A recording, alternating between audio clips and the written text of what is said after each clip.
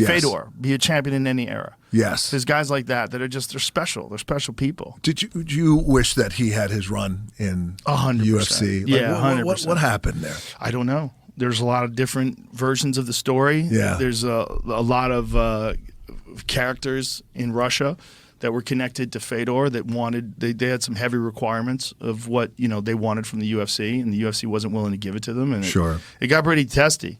It got dangerous. It got, there's some real people over there.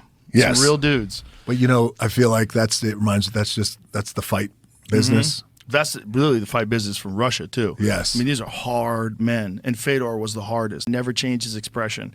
He was beating people into a bloody pulp, and he looked like he was sipping tea. The same.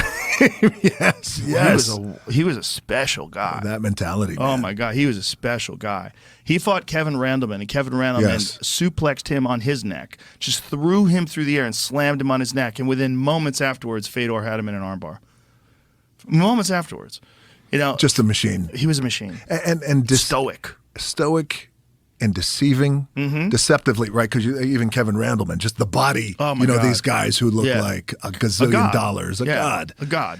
And you have Fedor. So here's the fight. You look at Fedor, that does not look like the best fighter in the world when you look at his body. Unbelievable. But if you look at his movements, his movements were perfect. Yes. He had such good striking, too, and he was so elite on the precise, ground. Yeah. And he was one of the first guys who could do everything. Ground and pound, stand up, blast you standing up. Here's the slam. This is just the beginning. This is the beginning of the fight, but at one point in time, Fedor figures out a way to get up, and then Randleman suplexes him. And when he suplexed him right here, right on his neck, boom! Oh. But look, Fedor just immediately rolls. Ate it. He's good. And so they get into this scramble. And this is back when you could throw knees to the head on the ground, too. Pried it. But look, you reversed him. Show how you reversed him, because it was beautiful. Watch this. So Randleman, who is an elite wrestler, you got to imagine what kind of skill it takes to be able to reverse a guy like that. Yes. A real elite college wrestler. See the veins on his legs? That's from a fight with Pedro Hizzo. Pedro Hizzo would kick your leg so hard that all your arteries would burst.